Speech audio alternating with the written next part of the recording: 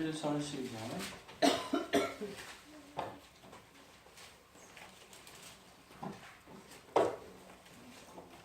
함께 읽겠습니다. 시작. 사랑하는 여러분, 나는 나그네와 거리미 같은 여러분에게 권합니다. 영혼을 거스려 쌓은 육체적 정욕을 멀리하십시오.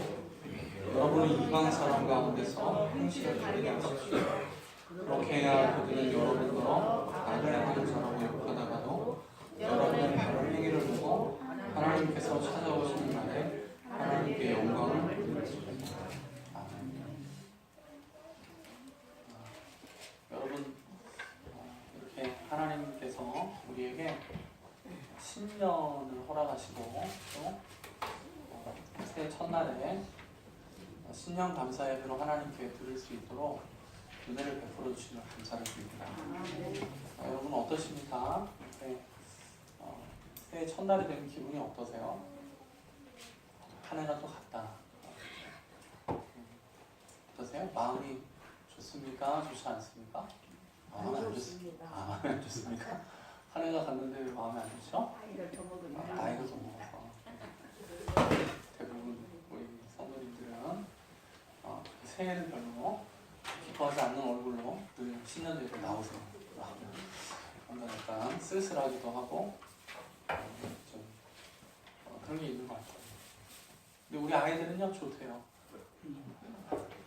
이게 꼬맹이들은 한 해가 이렇게 갔다 하는 게 참 이 아이들은 신나고 옛날에는 설김이라고 해가지고 옷도 입고 뭐 선물도 주고 용돈도 주고 그런 맛에 되게 즐거워하는 것 같아요. 어제와 오늘 하루 사이에 사실 별로 변한 게 없어 보이죠? 12월 31일이나 1월 1일이나 뭐 하루가 그냥 간 것 같은데 실제로는 우리의 사회 여러 가지 구조가 이런 연을 주기로 구성되고 조직되고 짜여져 있어가지고요.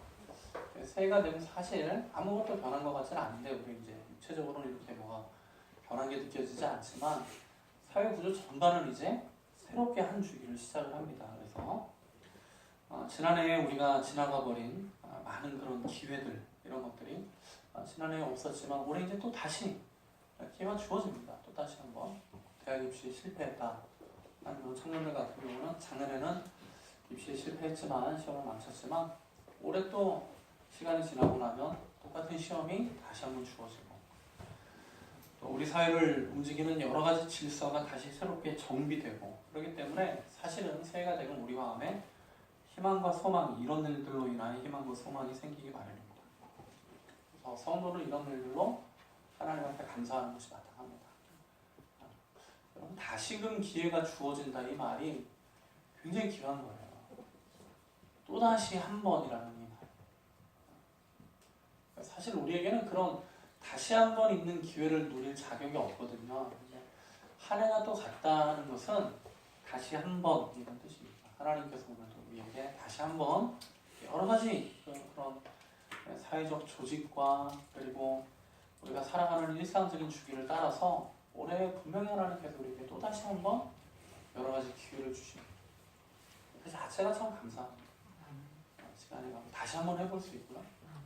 다시 한번 시도해 볼 수 있고 지난해에는 좀 어려웠던 일들이 다시 한번 뭐 그런 마음이 생기지 않습니까? 다시 한번이라는 그 자체가 우선은 기회예요. 그러나 하나님의 백성들에게 새해, 신년이라는 것은 이와는 또 다른 의미에서 가치가 있습니다. 새해 첫날은 우리로 하여금 우리가 이제 주님 앞에 한 걸음 더 갔구나 하는 생각을 하게 합니다. 아까 이제 우리 집사님들은 그 말이 그 말이죠. 나이가 한 살 더 먹었다 하는 말이 조금 있으면 주님 앞에 내가 설 때가 또 갔다 그 말이 있는데 그게 여러분 싫어하시면 안 돼요. 여러분 아이들도 이렇게 신년을 좋아하지만 사실 이 새해 1월 1일 정초를 가장 기뻐하는 사람들 중에 가장 기뻐하는 사람들이 누구겠습니까? 군인들입니다. 저도 이 군대에 있었잖아요. 신년을 2번 보냅니다. 저희 이제 1년 2개월 저는 군생활 해가지고 첫 번째 신년보다 두 번째 신년이 더 좋아요. 왜 좋죠? 두 번째 해는 내가 제대하는 해입니다. 그래서 이 때가 되면 한 해가 갔다, 시간이 지났다 하는 것이 즐거움이 될 수 있는 사람들은 누구냐 하면 무언가를 간절히 기다리고 있는 사람은요, 시간이 지나는 게 즐거워요. 만약 여러분들이요, 주님 앞에 서는 날을 간절히 고대하고 있는 사람들이다 하는 게 언제 이게 많이 증거가 되냐면 해가 바뀔 때 굉장히 기뻐요. 나이가 한 살 더 먹었다 하는 그런 초라함과 쓸쓸함보다 내가 이제 주님 앞에 한 걸음 더 갔구나. 여러분, 우리의 인생은요, 직선입니다. 우리의 삶이 직선이에요. 그래서 과학자들은 1년을 어떻게 말하냐면 지구가 태양을 한 바퀴 빙글 돌아서 원래 있었던 자리로 왔을 때 1년이, 한 획이 1년을 이렇게 한 해를 이렇게 정의하죠. 그래서 꼭 빙글빙글 도는 것 같아요, 인생이. 근데 여러분, 우리의 인생은 절대 빙글빙글 돌지 않습니다. 여러분, 인생이 빙글빙글 돌면 여러분들이 한 해가 갈 때 뭐가 아쉬워요? 왜 여러분들이 아쉽습니까? 슬픕니까? 돌아갈 수 없기 때문에 슬픈 거 아니에요? 2020년도에는 여러분이 한 살이 젊어진다. 여러분 2020년 기다리겠죠? 2020년부터는 내가 나이를 거꾸로 먹는다. 내가 2019년도까지는 한 살 한 살 더 먹었지만 2020년부터는 내가 나이를 거꾸로 먹는다. 그러면 되게 기다릴 거예요. 여기서는 절대 되돌아가지 않습니다. 시간은 한 곳을 향하여 끊임없이 뻗어나가요. 뭐죠? 우리의 인생의 종착역인데요, 예수 그리스도의 재림입니다. 새해가 됐다 하는 이 말은 성도들에게 다른 의미를 갖는데 어떤 의미가 있어요?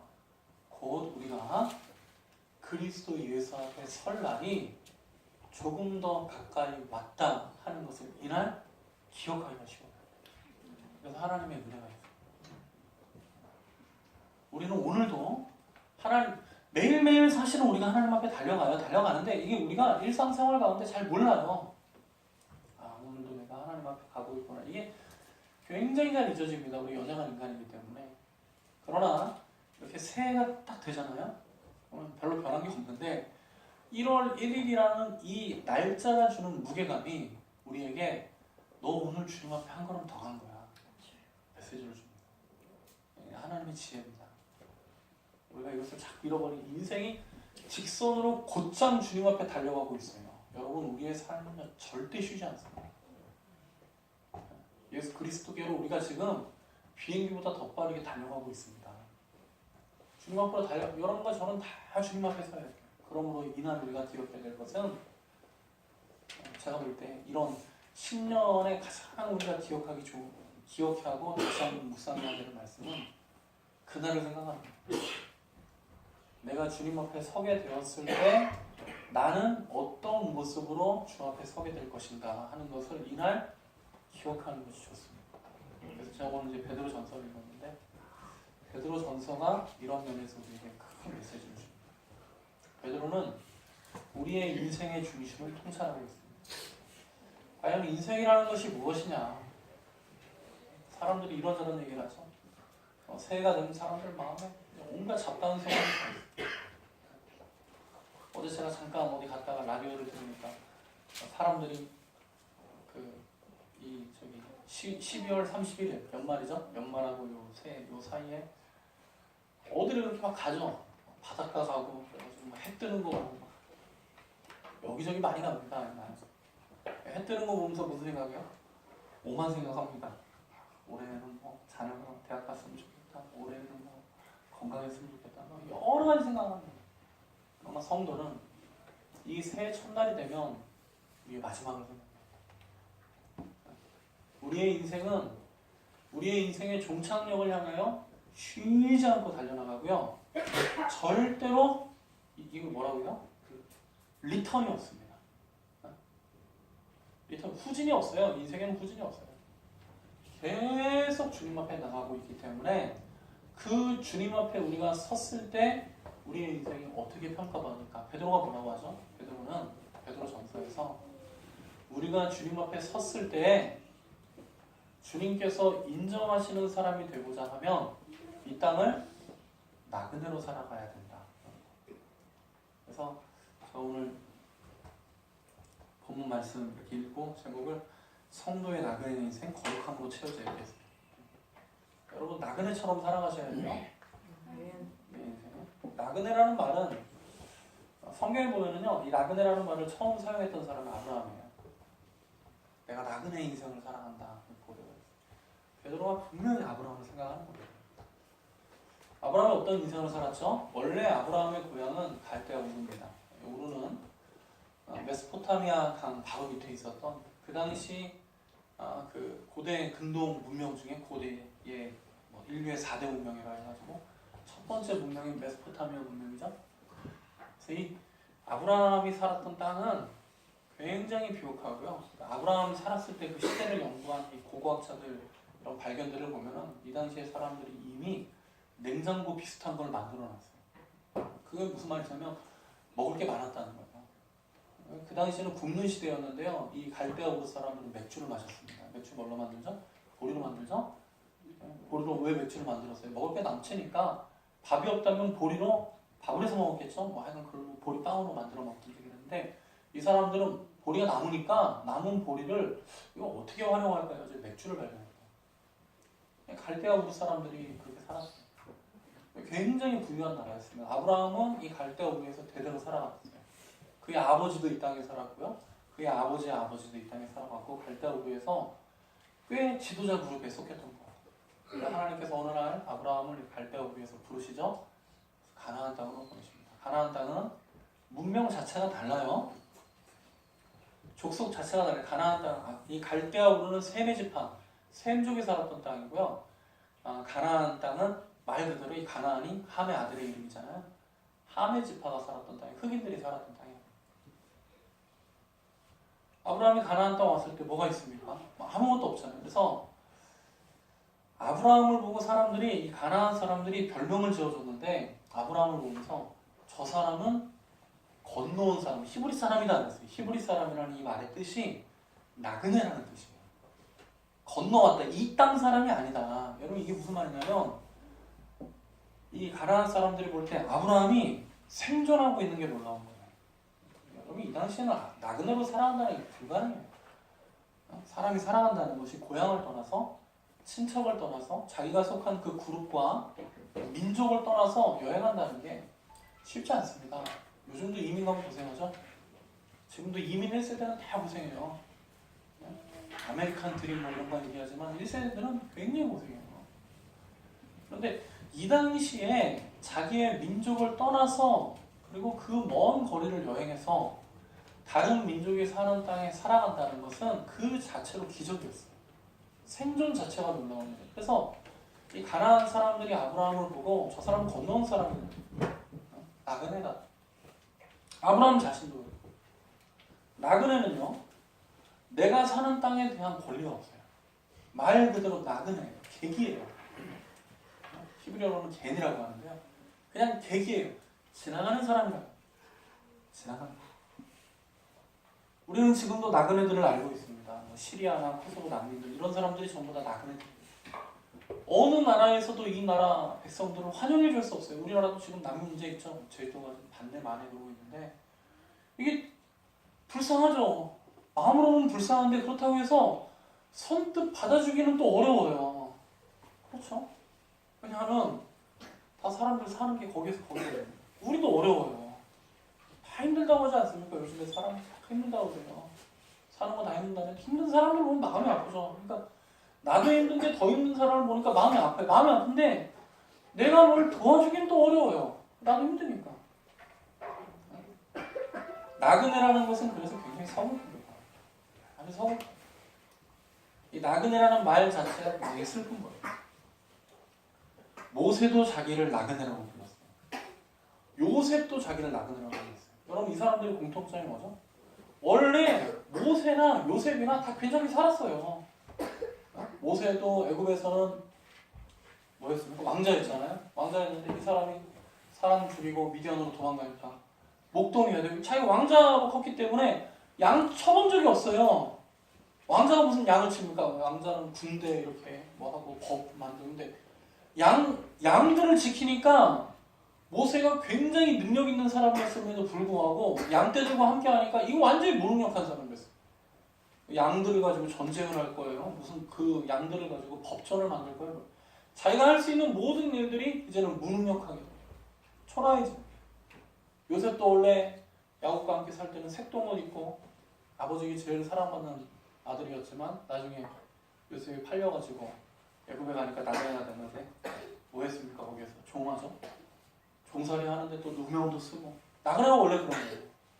누명도 쓰고. 누명을 써도 여러분 누명이라는 게 힘이 없는 사람에게 쓰여지는 게 누명이에요. 힘 있는 사람은요 죄를 지어놓고도 떳떳할 수 있습니다.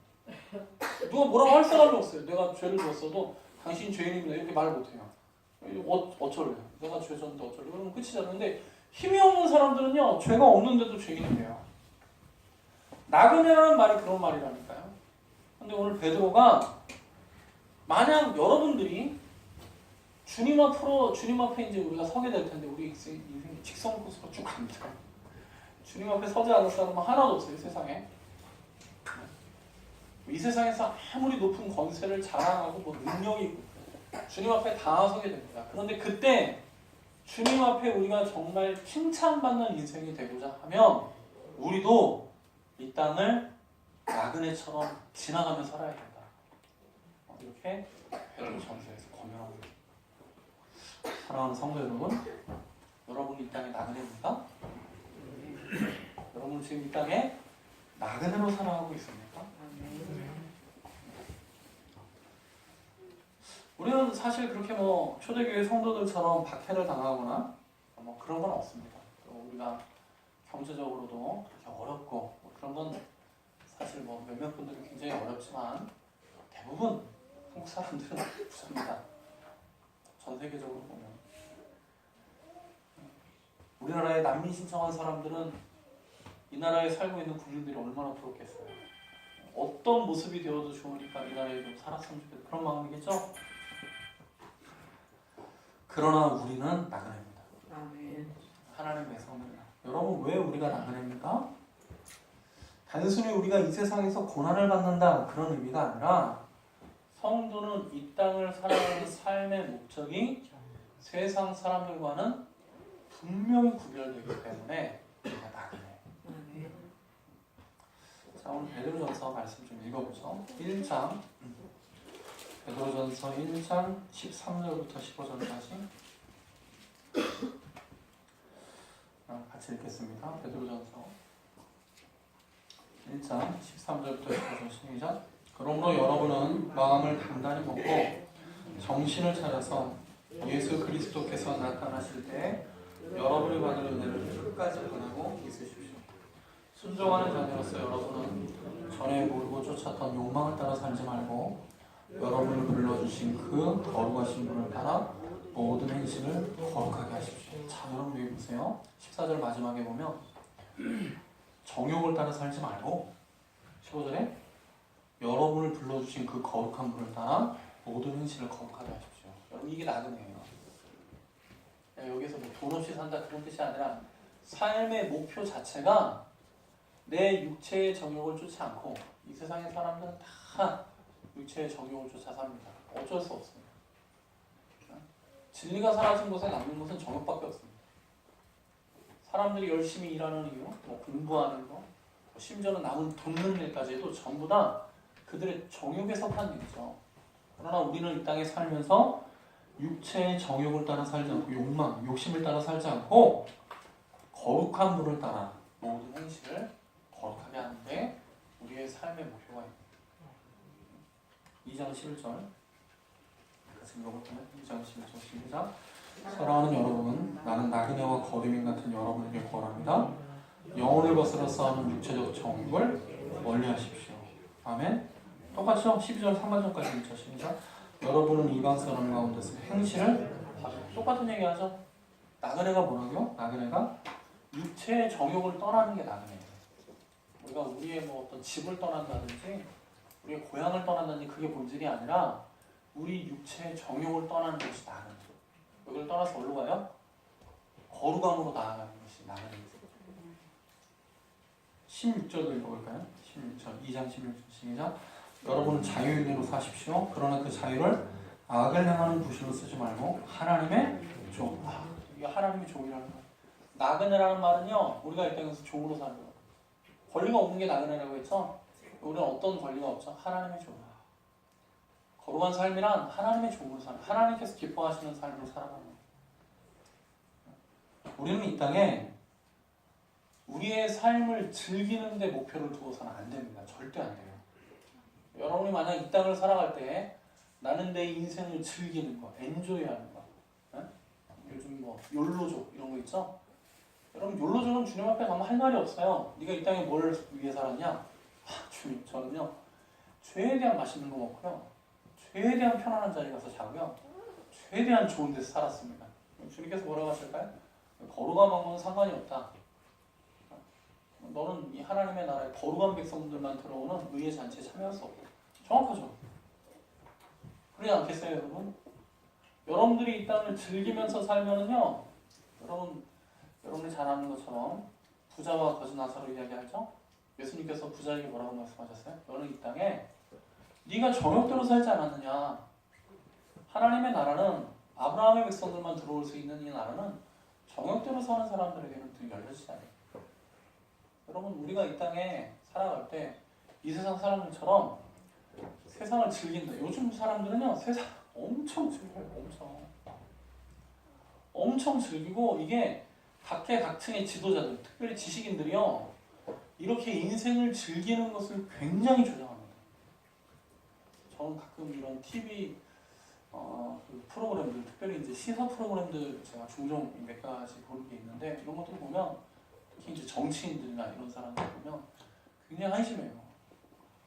어떻게 저 사람들이 이렇게 나라를 지도한다고 할 수 있을까? 그 사람들이 굉장히 존경받는 사람들인데 다 한결같이 주장하는 게 뭐냐면 편안하게 살아라, 그거 아니에요. 요약하면, 이 모든 지도자들의 말을 요약하면 네 좋을 대로 살아라. 여러분 좋을 대로 사시면 여러분 천국 못 갑니다. 네. 육체의 정욕을, 여기 보세요. 2장 11절에 영혼을 거스려 싸우는 육체의 정욕을 제어하라 그랬잖아요.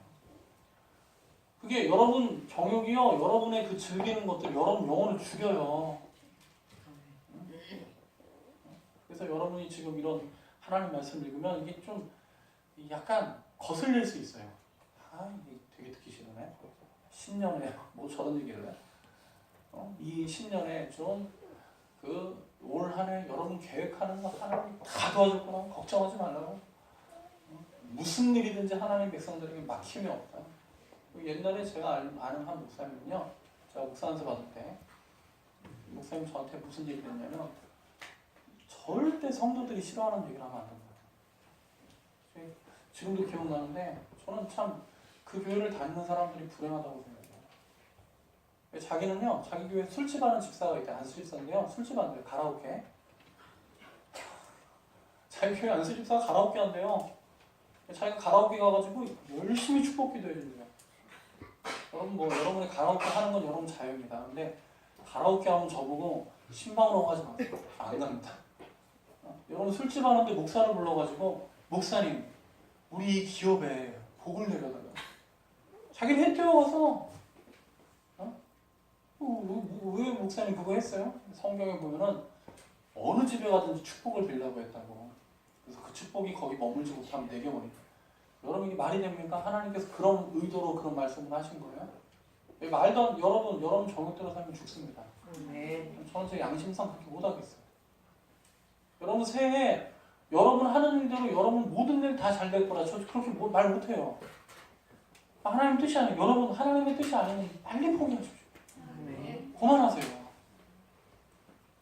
왜 여러분 영혼을 거슬러 싸우는 육체의 정욕을 쫓아 살아갑니까? 그만하세요. 거룩하지 못한 행실은 끊어야 돼요. 우리의 정욕을 쫓아가는 삶도 끊어내야 됩니다. 그러지 않으면 안 돼요. 끊어내야 돼요. 여러분 영혼 죽어요. 여러분 잠깐 맛있는 거 먹고, 잠깐 뭐 편안하게 살고, 잠깐 뭐 요즘 사람들은 모든 걸 그냥 다 사랑이라고 말하죠. 사랑. 여러분 그렇게 하다가요, 여러분 영혼 죽어요. 영혼을 거스러 싸우는 육체의 정욕을 제어하고 하나님의 말씀을 쫓아 살아가는 거룩한 삶이 돼요. 그래야 우리가 주님 앞에 서는 그 마지막 날, 여러분 우리가 주님 앞에 서는 그 마지막 날이 천국에서의 첫날이에요. 기억하세요. 아멘. 주님 앞에 서지 않을 것처럼 살아가시면 안 돼요. 이 안에 사랑하는 주의 백성들이 나그네로 우리의 육체의 정욕을 떠나 거룩함을 향해 순례의 여행을 하는 거룩한 주의 백성들 되길 바랍니다. 아멘. 그래서 이 베드로전서의 메시지가 뭐죠? 메시지가 뭐냐면 이 성도의 거룩한 삶, 성도는 나그네 삶인데 메시지가 뭐냐면 하나님의 거룩한 백성으로 이 땅을 살아가는 사람들은 고난이 와도 이 길을 포기하면 안 된다. 이 메시지예요. 여러분 오늘 이제 여러분들이 말씀을 듣고 아 그래 맞아. 제 정욕을 위해 살지 말아야지. 주님 앞에 서게 될 날을 위해 살아야지. 여러분 이렇게 딱 결단을 하잖아요. 그리고 이제 살아가잖아요. 그럼 고난이 옵니다. 왜? 고난이 뭡니까? 고난이라는 그 말이 뭐예요? 내 육체의 정욕이 채워지지 않는 게 고난이에요. 근데 성도의 삶이 뭐라고요? 육체의 정욕을 외면한 거예요. 아브라함이 갈대아 우르를 뒤돌아서서 가나안 땅을 향해 갔죠? 뭐가 왔어요? 고난이 왔어요. 아 그때부터 힘들어요. 갈대아 우르에서 살면 편안하게 산대 평생. 이 사람들 먹을 걱정이 없어요. 이 사람들은 강 위에다 집을 지었다고 그래요. 사시사철 시원하고 먹을 게 풍성하고 맥주 먹고 마시며 즐기는 삶이 최적화되어 있는 이 메소포타미아를 떠나서 가나안 땅으로 온갖 대적들이 우글거리고 연약한 상태에서 살아야 돼요. 고난이 오죠. 그러나 거룩한 하나님의 백성들은요 고난 때문에 거룩함을 절대 포기하지 않습니다. 아멘. 저는 고난을 좋아하지 않습니다. 고난이 좋은 사람이 누가 있겠습니까? 저는 여러분들이 고난 당하는 것도 싫어요. 그래서 제가 기도 제목 중에 하나가 하나님의 백성들에게 하나님께서 너무 많은 고난을 내려주지 않도록 기도합니다. 저도 마찬가지고요. 너무 힘들어요. 고난이 오기 힘들어요. 그리고 고난이 오면 슬프고요. 사람인지라 낙심도 됩니다. 하지만 우리가 고난을 좋아하고 싫어하고 하는 별개로 하나님의 거룩한 백성은 고난이 온다는 이유로 거룩한 삶의 길에서 돌아서진 않습니다. 아멘. 가야 돼요. 아멘. 고난을 당할지라도 거룩한 삶을 살아야 됩니다. 그 이유가 무엇이죠? 베드로가 이렇게 가르쳐주죠. 첫 번째, 고난과 함께 하나님의 은혜도 옵니다. 여러분 거룩한 삶을 살아가며 사는 우리가 육체의 정욕을 떠나서 거룩함을 위해서 살아갈 때 우리의 정욕이 만족되지 못함으로 여러 가지 고난이 오거든요. 자존심도 무너지고 경제적으로도 어려울 수 있고요. 참 우리가 그 어떤 우리의 정욕이 확 채워지는 그런 자리, 제일 뭐 그런 활락 이런 거죠. 그게 뭡니까? 완전 육체의 정욕을 극단적으로 쫓아가는 그런 자리들 있잖아요. 그런 자리에서 완전히 떠나서 범사에 하나님을 즐거워 하나님께 영광 돌리는 삶을 산다 그러면 이게 육체의 정욕과 싸워야 되거든요. 이제 영혼과 싸우는 육체의 정욕과 싸워야 돼요. 근데 이때 이 고난에 하나님의 은혜가 같이 옵니다. 아멘. 그걸 꼭 기억하세요. 아멘. 지혜로운 사람들은요 고난 가운데 숨겨진 하나님의 은혜를 반드시 발견합니다. 베드로전서 5장 볼까요? 5장 10절.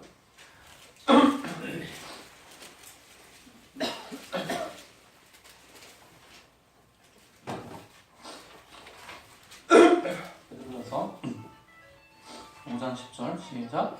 모든 은혜의 하나님 또 그리스도 안에서 너희를 부르사 자기의 영원한 영광에 들어가게 하시니가 잠깐 고난을 받는 너희를 친히 온전케 하시며 굳게 하시며 강하게 하시며 혀를 경고케 하시리라.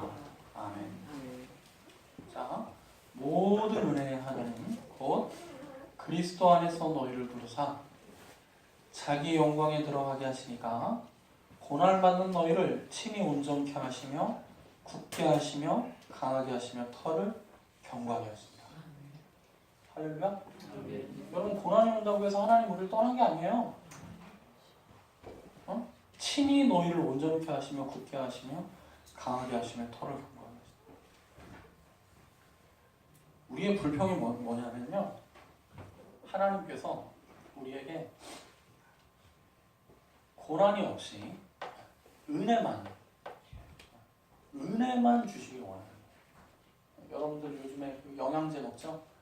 엑기스라고 하지 않습니까? 엑기스. 그래서 비타민 또 뭐예요? 상어 뭐 그거 그런 거 막 먹죠 여러분. 막 먹습니다. 그런 거 우리가 좋아해요. 간단하거든요. 엑기스만 먹고 싶어요.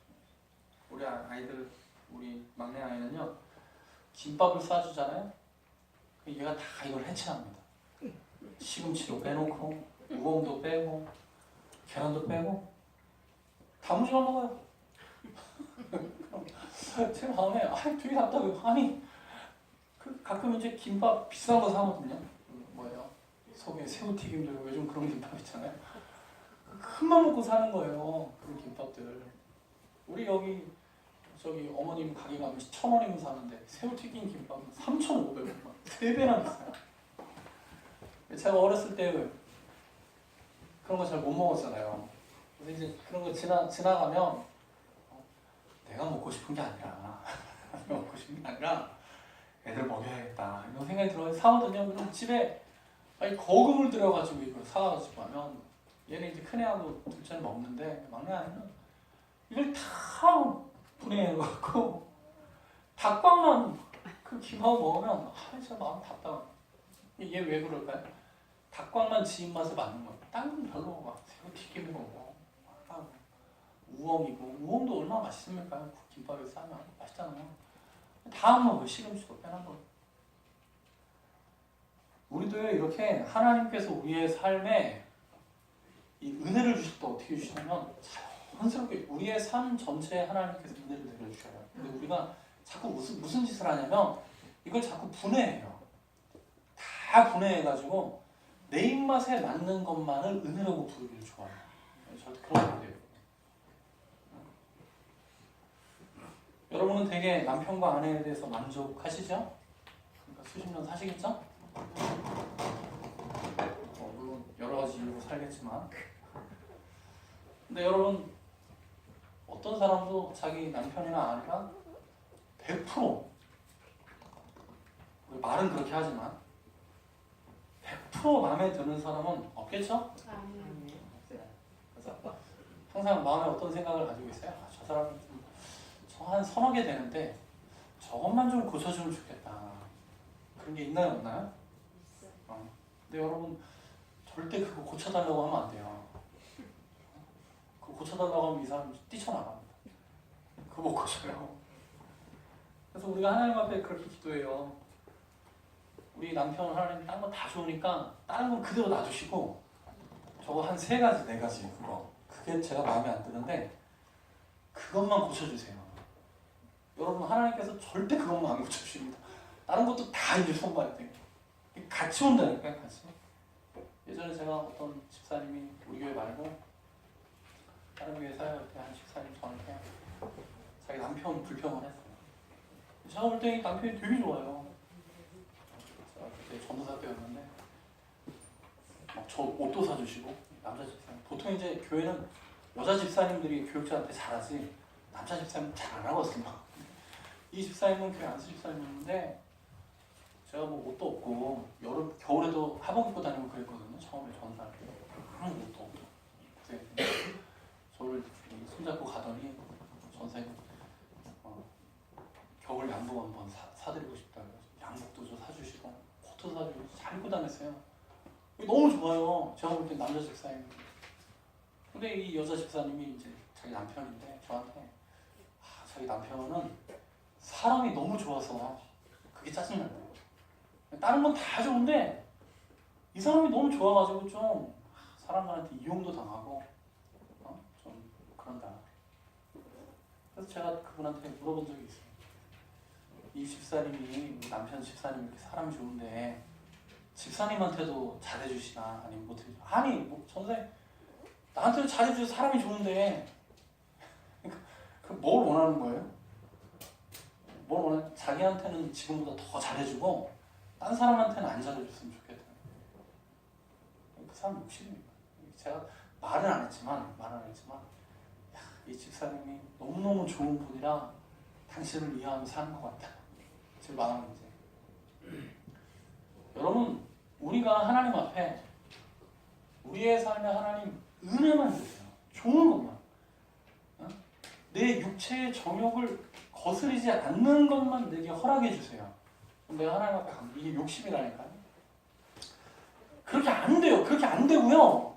그렇게 돼도요. 우리의 이 영혼이요. 하나님의 은혜를 몰라요. 그래서 고난이 없이 은혜만 받으려고 하는 것은 되게 우리의 교만과 욕심을 증거하는 거예요. 내가 얼마나 교만한 사람인지, 내가 얼마나 이 정욕의 사람들을 여기서 증거하는 거예요. 이 땅을 사는 동안 하나님의 은혜는 고난과 반드시 함께 반드시 함께. 고난은 싫습니다. 그러나 우리가 그 고난 때문에 은혜까지 내다버리면 안 돼요. 고난 가운데 은혜가 있다면 여러분 고난도 없고 은혜도 없는 삶보다는요 고난 가운데 은혜가 있는 삶이 훨씬 낫습니다. 너무 성전 거룩한 삶이 가요. 어려워. 하나님께서 여러분을 온전히 하시며 굳게 하시고 강하게 하시고 여러분의 털을 견고하게 하십니다. 정욕을 떠나 거룩한 삶을 살아가세요. 또 하나 제가 방금 말씀드린 것처럼 고난이 아예 없는 삶보다요 고난을 이기는 믿음이 더 영광스러워요. 자, 베드로전서 2장 한번 볼까요? 2장 19절부터 20절.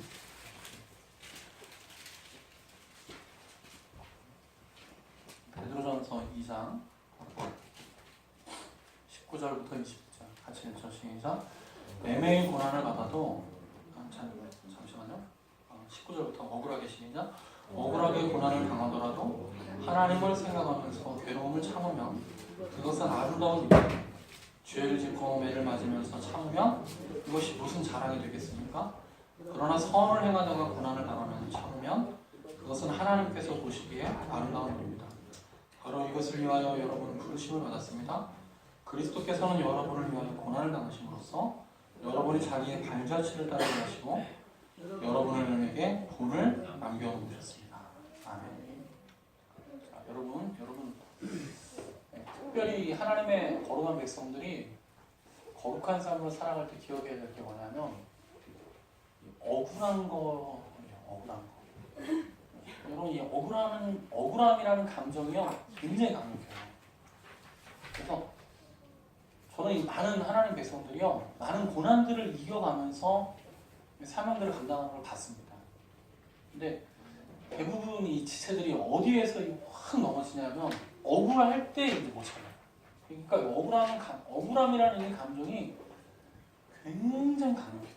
굉장히 강력해서 수년 동안 이어오던 이 우리의 거룩한 삶을요, 내 이 억울한 분노가 무너뜨리는 경우가 많아요. 사랑하는 성도 여러분, 억울함을 넘어서. 억울함이 뭡니까? 마땅치 않은 거, 당연하지 않은 거. 베드로가 지금 여기서 뭐라고 하죠? 억울한 일은, 여기 보죠. 여기 19절에 옛날에는 이제 애매히 고난을 받아도 했는데 세 번역에는 더 잘 번역됐어요. 억울하게 고난을 당하더라도. 억울한 일은요, 하나님께서 주시는 상급을 위해 우리 앞에 찾아옵니다. 억울하지 않는 일, 곧 마땅한 대가와 보상을 받는 일에는 하나님의 위로가 필요 없어요. 여러분이 주를 위해서 억울한 일을 당하세요. 거기 하나님의 위로가 있어요. 하나님이 여러분을 굳세게 해주시고요. 친히 여러분의 털을 억울하다는 게 뭐예요? 주변 사람들이 내 삶을 공경하는 거예요. 근데 공경할 이유가 없는데 그때 하나님께서 여러분을 도와주세요. 그러니까 억울함까지도 넘어서야 돼요.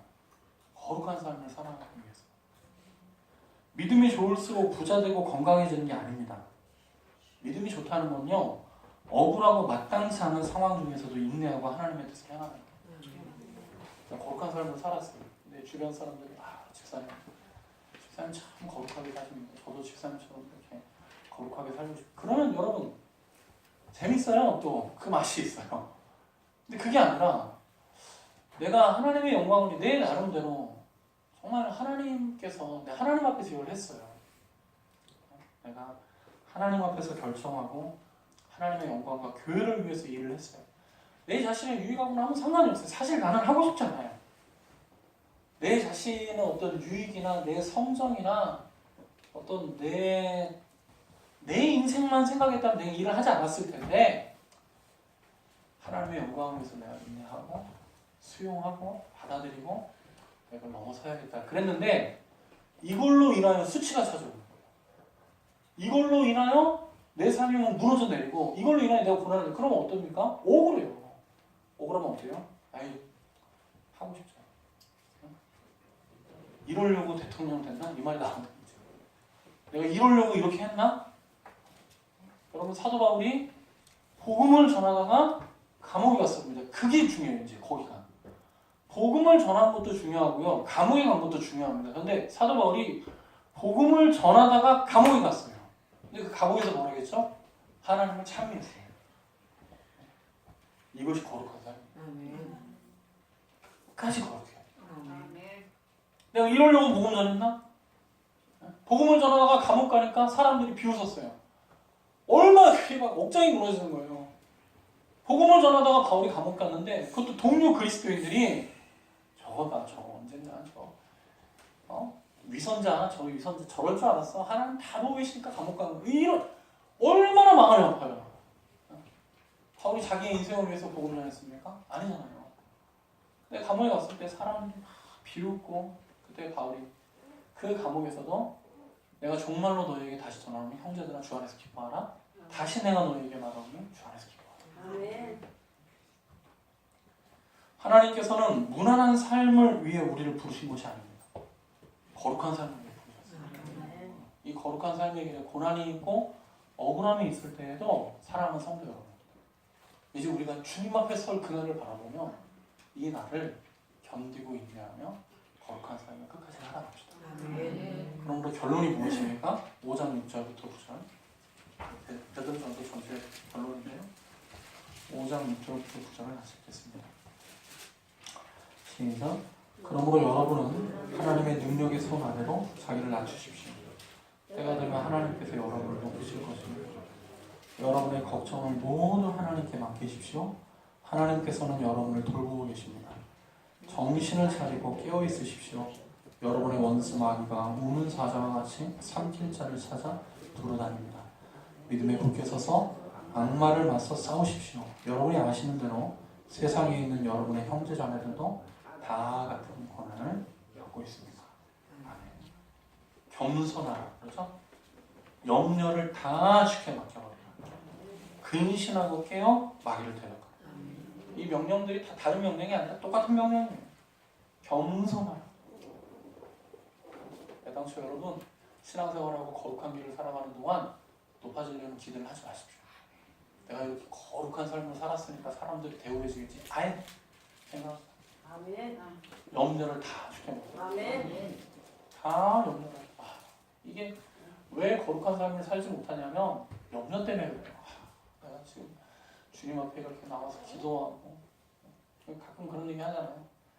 이 주일도 얼마나 아까워요 여러분. 일주일에 하루 이렇게 쉬는 시간이든지 뭐 일하는 시간이든지 염려가 돼요. 이 시간에 뭐 꼭 그 시간에 그 이제 이 가정들 이렇게 뭐 부부 동반 뭐 이런 거 뭐 캠핑 가고 이런 거 하잖아요. 많이 해요 이때 주말에. 근데 꼭 그 시간에 가야 가정이 화목할 것 같고 근데 절대 안 그래요 사실. 염려를 다 주께 맡겨요. 여러분이 거룩하게 산다고 해서 여러분 안 굶습니다. 하나님 채워주십니다. 걱정하지 마십시오. 근신하고 깨어 마귀를 대적하십시오. 여러분 사람들에게 서운하게 생각하지 마세요. 섭섭하게 사람들을 섭섭하게 생각하지 마세요. 바보입니다. 사람들을 기대하지도 마십시오. 기대하지 마세요. 고난이 올 때 나는 고난을 받을 만한 사람이 아니라고 증명하려고 하지 마세요. 나는 이 고난에 합당한 사람이 아니라고 막 발악하면서 이거는 내가 합당하지 않아. 막 그렇게 여러분 하지 마세요. 우리를 권고하신 하나님을 기억하고 우리의 주님 앞에 우리의 삶을 맡기고요. 사람들과 다투지 말고 우리의 진짜 대적인 마귀와 싸우십시오. 아멘. 거룩한 삶을 무너뜨립니다. 아멘. 제가 그 얼마 전에 마음에 큰 갈등이 있었어요. 뭐냐면 과연 내가 그리스도 예수 안에서 거룩한 삶을 살고 있는가 하는 그런 고민이 굉장히 정말로 제 마음을 굉장히 크게 짓눌렀습니다. 왜냐하면 제가 어느 날 얼마 전에 아침에 눈을 딱 떴는데요. 아침에 일어났는데 새벽 예배 시간에 일어났는데 기도하는 시간이 전혀 기쁘지가 않아요. 하나도 기쁘지가 않아요. 기도를 하고 있는데 지금 기도를 안 했던 게 아니라 기도를 하고 있었는데 기도하는 시간이 기쁘지가 않고 좀 곤고하고 하고 싶지 않다. 내가 이 시간에 기도한다고 누가 뭐 알아주는 것도 아니고 기도한다고 해서 당장 뭐 교회가 어떤 상황이 급격하게 이렇게 변하는 것도 아니고 그래서 굉장히 막 마음이 슬프고 또 서글프고 그러면서 이제 억울함이 생기고 하나님 제가 젊은 나이에 참 제 나름대로 하나님 앞에 저도 한다고 한 것 같은데 이게 그런 생각이 오는 거예요. 근데 하나님께서 그때 얼마나 네가 거룩함을 위해서 살고 있느냐. 그래서 제가 굉장히 부끄럽고 단순히 내 안에 거룩함이 없다 하는 그게 아니라 거룩한 길을 내가 외면하고 있다 하는 그런 생각이 들었어요. 제가 사실 오늘 이제 베드로전서 말씀 안 전하고 다른 신년 예배 제가 다르게 말씀을 준비해 놨는데요. 바꿨어요.